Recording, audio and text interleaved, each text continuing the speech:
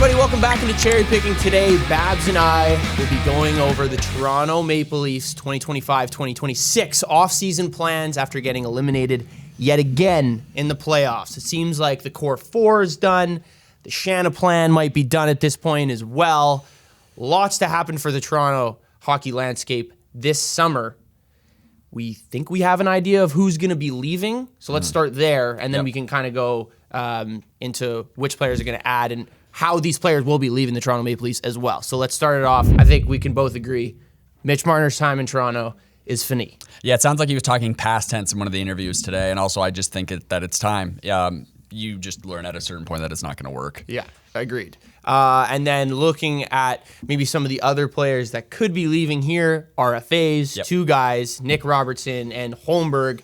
I think everyone thought Robertson would be gone last year. That was a big talk in the offseason. And then Holmberg as well.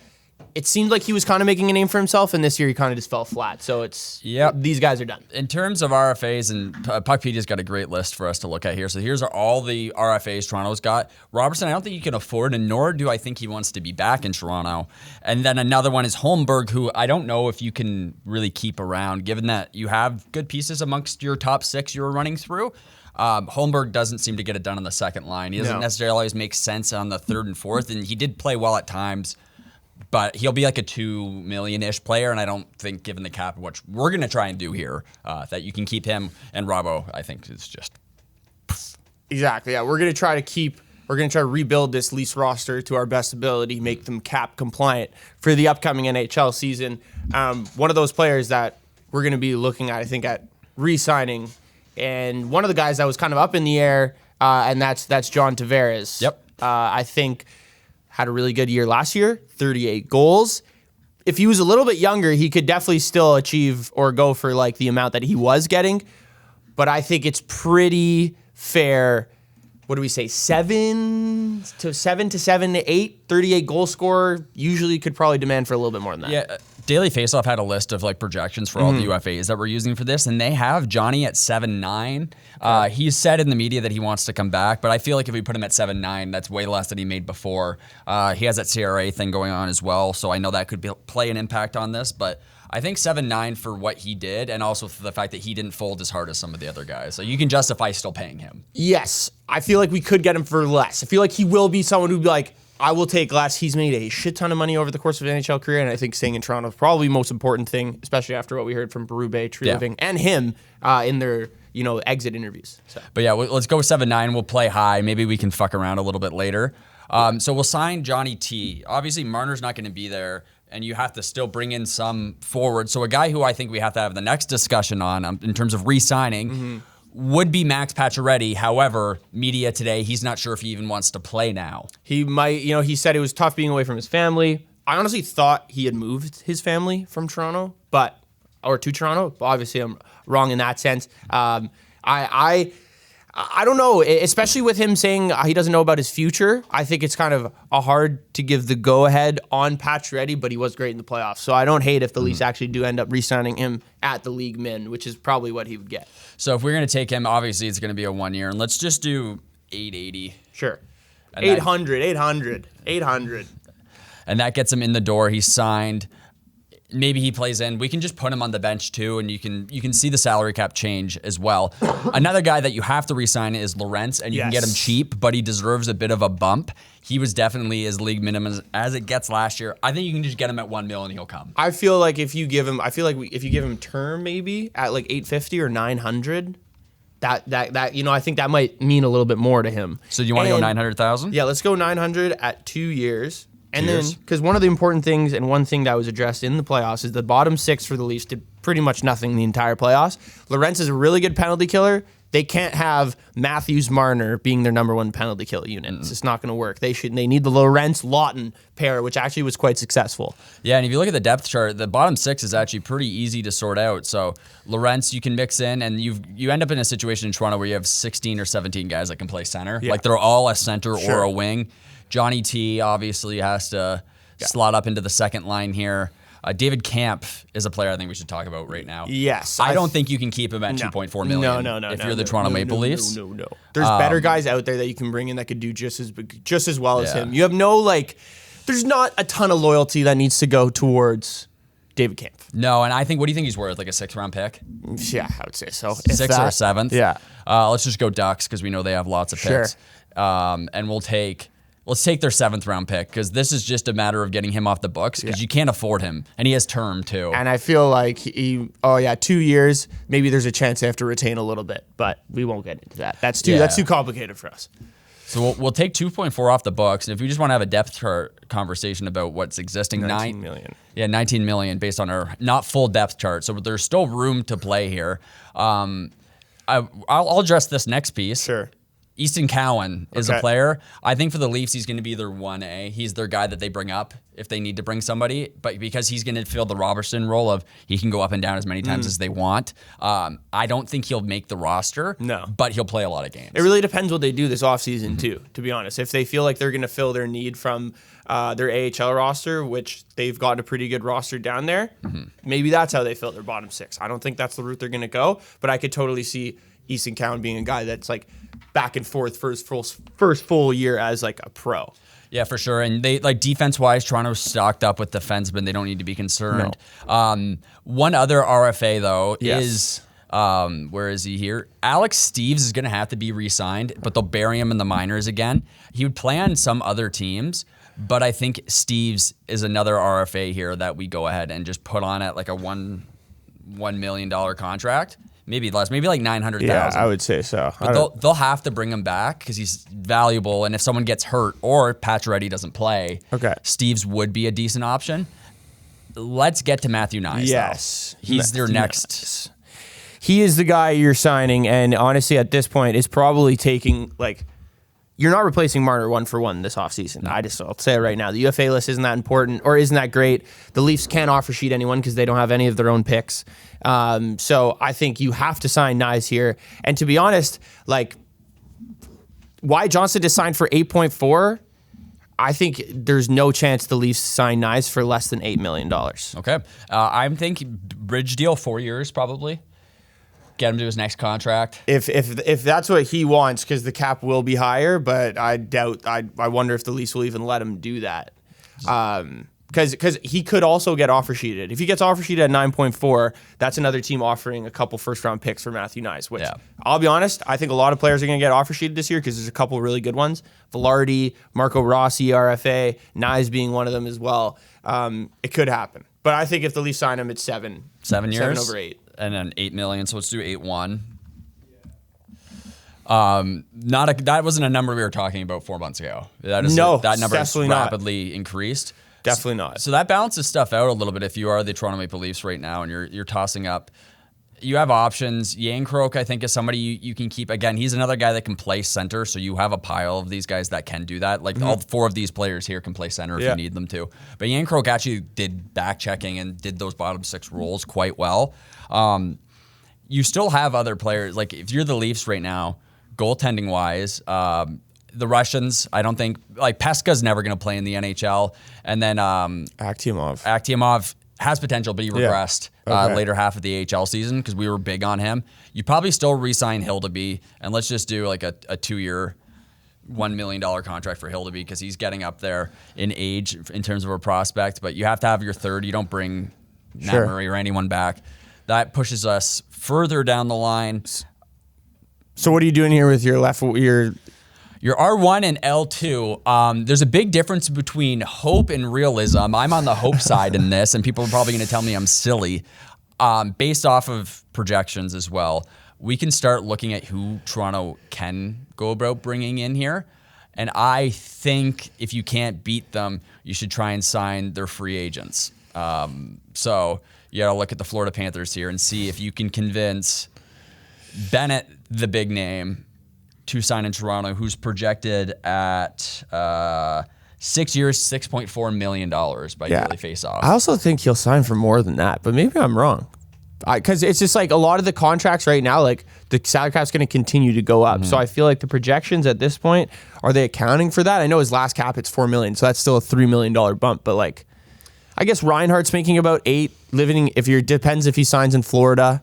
Look, this is your part of the video because I think there's a 0% chance Sam Bennett signs in Toronto after what he just saw from the fans and like what that franchise has endured over the last 10 years, I don't think he wants any part of it. He already played in Calgary, and I don't think he liked it. I don't think he's going to go back. Another guy that if I'm Toronto, this is the one that I think, because he doesn't care at all about what the fans have to say in the crowd, is Brad Marchand would be a potential a solve to the issues that the Leafs have. He's a player that they don't have and have never had over the past few years who would serve in the roles that you have Marner, you had Matthews trying to do.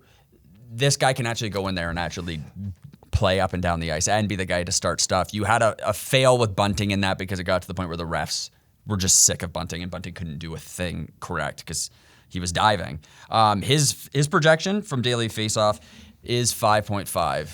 Yeah, I could. 2 years, 5.5 for Brad. I could see that for sure. But see, like he's getting. I mean, I guess Tavares is still younger than him and scoring more. But yeah, I just after hearing what Marchand said after the series ended, and see how much what Bennett did to the Leafs throughout that series, I don't see Bennett going there, and I feel like Marchand would want the pride of having like, I'm the Leafs killer, and I don't think he's going to want to end that by going to play his last 2 years with a team at this point. Like, they're going to regress next year.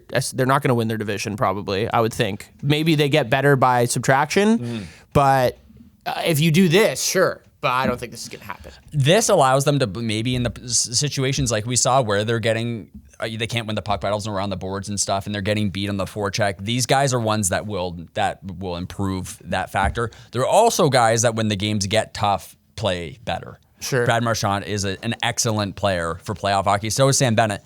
This line, I think, would be fantastic. I think they'd actually be able to play a bit better. Having a support player for these two that is actually a top six. Yeah, definitely. This is definitely a more balanced lineup and something that they need. I still think with what you have here, the depth pieces, like there still could be addressed a little bit. I mean, I think that's a pretty solid third line, but having, like, I think Berube is going to have a huge say on what this team looks like next year, especially with like the turnover at the top right now with the Leafs, and if Shanahan ends up leaving as well, which means I think he's going to bring in heavier set guys. And like our lists were a little different, so instead of having Pacioretty and maybe Bennett and Marchand, I had a guy like Brandon Tanev coming in and playing on that third line, pairing up with his brother to finish off their kind of careers. I think that would be kind of cool. He has a cap hit that you could probably hit. Last year, I think you could just go with the same. I think 2 years, $3.5 million. Like, if anything, that's honestly probably overpaying. For Tanev, considering I don't think if he was necessarily worth the squeeze for the Jets and what he did. And then another player, because I think their penalty kill just needs to get better and they need more players like this. You got a guy like Luke Glendening. Luke Glendening, awesome penalty killer. Played on the Bolts, UFA this year, old, cheap. You could stick him on your fourth line. With Lorentz and Lawton, you pair Glendening with someone, you can offer Glendening $800K. He'd sign. That's what he's been playing for the last 2 years. And I feel like he could come to a team like Toronto as well. So if you go look at the depth chart now, it obviously looks a little bit different. You can get rid of Pacioretty too, actually. Yeah, we'll put Pacioretty on the bench now for this. And I can also delete his contract since we're going to be able to... There you go. He's gone. So this is what I do. I'd put Tanev on that third line. No, so Tanev third line. Yeah, you switch with Bobby. Yeah, and then Lorentz. I would put Lorentz on the wing and Glendening at center. And then Yankirk out. And then Yankirk up there, and then McMahon, put him at L2 for now. Yep. And then you still, I mean, I don't think I would necessarily do the Steves thing, but you still have $6 million to work with. So that would be perfect if you go to look at the UFAs. Yeah, we'll drop Steve. Yeah, we can drop Steve. Put him in like minors. there you go. Yeah. I don't know if that will change our... It will, yeah. Okay. It'll adjust the cap. So now we have 7. Okay, so go to the UFAs now. Yep. If you sort by points per game. Yep. Yeah, right there. So, and then do NHL only, like that top. No, just you're right there. Oh, there we go. Right there. Yeah, they're not going to sign a U Sports guy. Yeah, so if you look at these players, I think there's a guy, like if you want to, like, do you sign a guy like Ehlers? He had pretty good playoff success in the games that he played this year. Do you look at a guy like Matt Duchene? I don't think so. Like, say with Ehlers, like these are two guys that I don't feel like Berube, I'd see him signing because he likes heavier set guys, like I mentioned. Granlund could be a guy. We've seen him have a ton of success on that first line in the playoffs with Rantanen and Hintz. Is that something that he could do right now with Matthews and Nyes? Granlund could come and have a similar impact. He's projected 2 years at $5 million. So let's do that, and that could be the filling out for this roster, for the roster that I would ideally build. Now, I mentioned at the beginning of the show, the UFAs are pretty weak, but I like this roster. If you're moving Marner, the one other thing I wish I could do, and I just don't know right now with what else the Leafs are going to do, but I really think the Leafs need to move Morgan Rielly. Yeah, so Morgan Rielly has a 10-team no trade clause, so they're able to move him somewhere, and that's a cap hit of 7.5. 7.5. So if you move Rielly out, which we can do in a trade right now, do you have anybody you think they should trade him for necessarily, or do you want to just move his cap hit out? That's the thing. They would have to move him for. Are they moving him for? Maybe they're moving him for picks because they've got no picks. Maybe they're moving him for. I wouldn't even say a defenseman. Maybe it's you're adding more forwards and you're not actually signing guys because, like I said, the UFA list relatively weak. I don't know what that trade looks like yet, but I would love to see the Leafs move on from Morgan Rielly as well. I really think this needs to be the offseason where you're moving away from the guys that have been around this team for 8+ years. Yeah, it's tough to say who you would trade Mo for, but moving Mo's money off the books. So we'll just put a fake trade in here just to move him. Okay. There we submit the trade. So we're just moving Rielly's off, and then if you look at Toronto's salary, they would have 9.5, and then you can better address, I feel, this. Bobby McMahon did well this season, but I struggle with having that be the pairing again because they've ran this back with a different winger repeatedly. The same way this line has gone. This line has never had a bona fide top three. They had guys like Bertuzzi that came in. They mixed players through. They've never had that major piece. Now there's this one, so I still feel like you have to move Bobby down to the third pairing. And if you're going to look at UFAs, because say they move Morgan and they get picks, you're also hoping the reason why you don't sign Holberg or Robertson is you get draft pick compensation. Sure. So you're going to get some picks back.